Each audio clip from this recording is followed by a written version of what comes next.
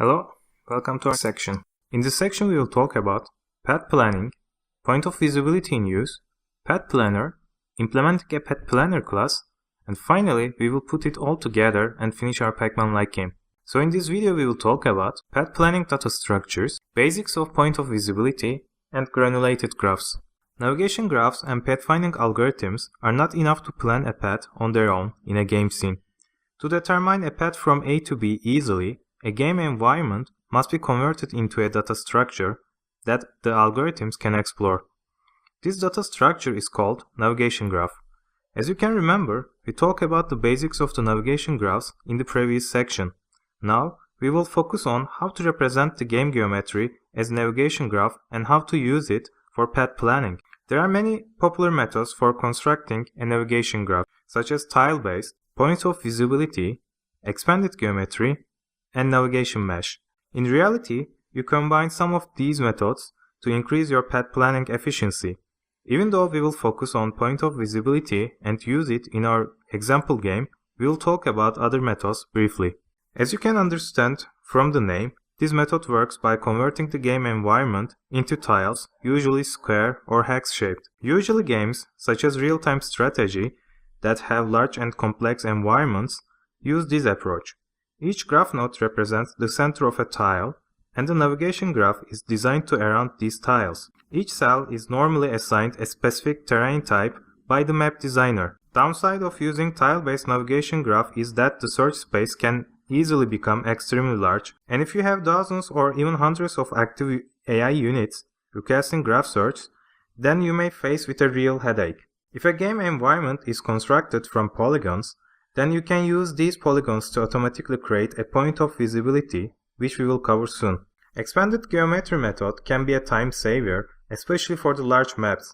You first take your geometries and expand their geometry by an amount proportional to the bounding radius of the game agents. Then by the vertices defining this expanded geometry are added as nodes to a navigation graph. Finally, an algorithm runs on these vertices to test the line of sight among them.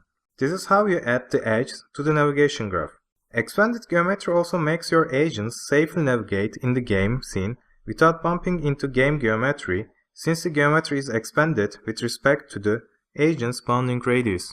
Navigation mesh approach is very popular in 3D games. This approach uses a network of convex polygons called NavMesh. NavMesh describe the walkable areas of a game environment. NavMeshs are efficient. They can be stored compactly and searched very quickly. It is also possible to use algorithm to partition the walkable areas of the maps automatically. Now we will talk about our real focus for this course, point of visibility.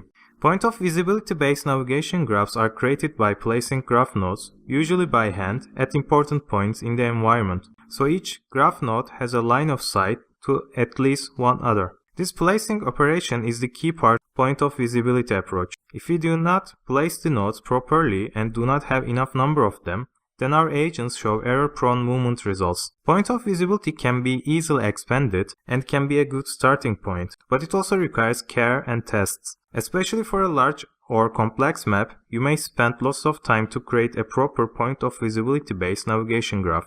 Point of visibility is used either coarsely granulated or finely granulated.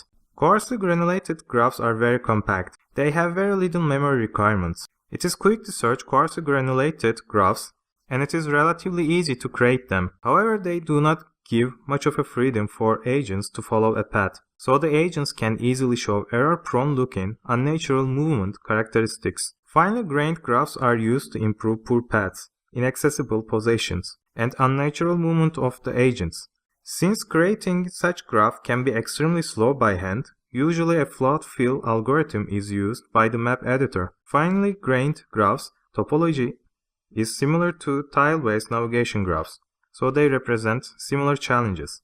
In our example, we will use coarsely granulated point of visibility with the nodes positioned at the important intersections. In this way, you can see the problems we talked before and fix them on your own as a self-exercise.